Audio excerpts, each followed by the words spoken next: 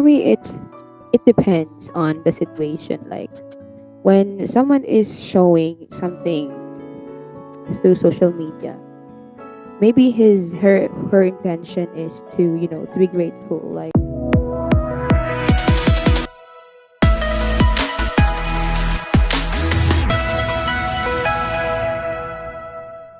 Uh, wala mo?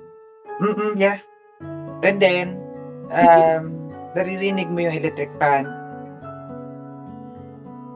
No. No? Oo. Okay. Siguro may noise ka. Clear voice. Ha? Clear voice ko. Yes. Hirap background to. No. Not really. Eh di naman. Better. Walang klaro to. Yes. Okay. So, I'm gonna ask you now. Okay, as in, you look to my face daw kasi you will post this. Do I look okay? So, okay. You look good naman. Okay, girl. Yeah. So, are we good? And are you ready?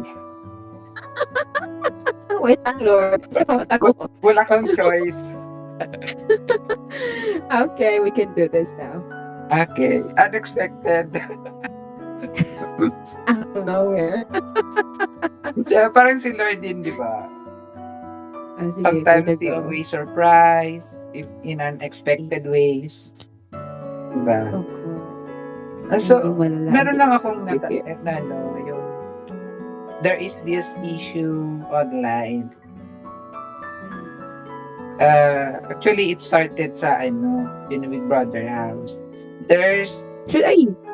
Big Brother. Mhm. And then there are these two housemates. Pinag-uusapan yung isang tao outside the house, which is kilala nila.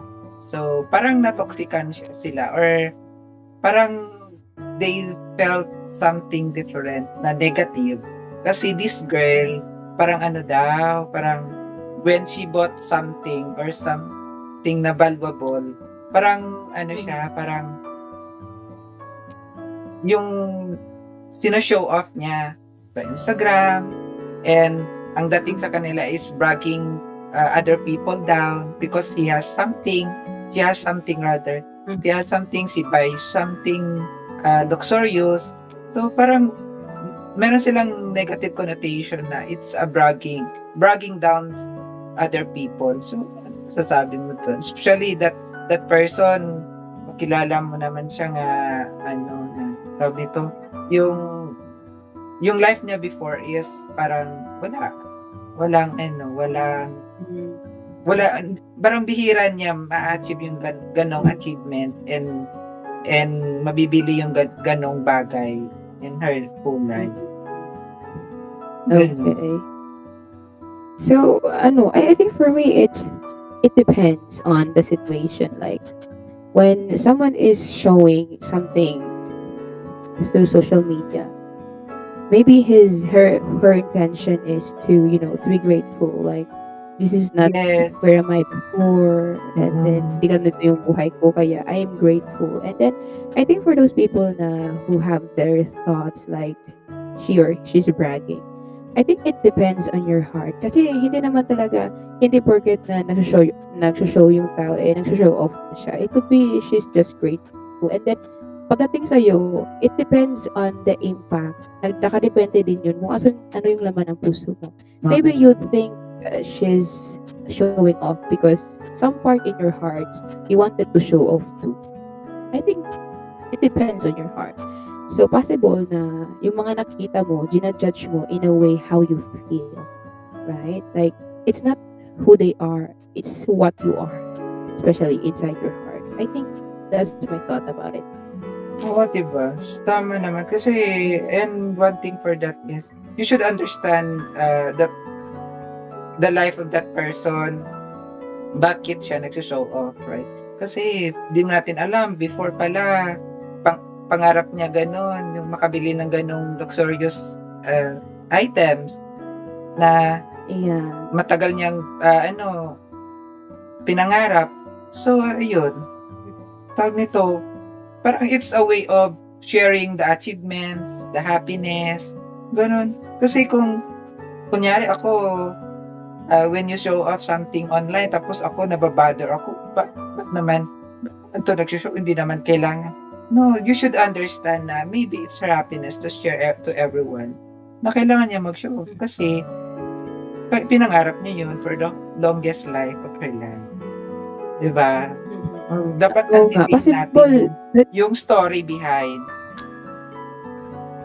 Yes, of course. And possible bagay na yun, it's encourager. Right? Like, encourage her to work more. Yun yung proof. He done. Right? Gusto niya sa buhay. And I think, whatever people should be grateful. Kasi nga, we don't have the same different, what you call this one, kind of struggles in life. And we all struggle, right? So, nakadepende lang talaga yun and how we see things, how we view things. Kasi nga, when we are grateful in what we have and in ourselves, I think we could do for other people. So, ano din, kung nakukorningan ka sa mata, it's better to unfollow na lang. Or, it's a safe way na Yes. unfollow para hindi ka, for the term is, maiinggit. Diba? Just unfollow na lang. Yeah. Like, discipline yourself na lang. Oo, discipline nga. Right. Or, Because you cannot discipline other people. mas safe Just way yourself na na lang. learn to manage or filter your social media. Para kung ayaw mo siya makikita, scroll up, skip, or unfollow. Yeah. True. So, 100%. that's it for tonight.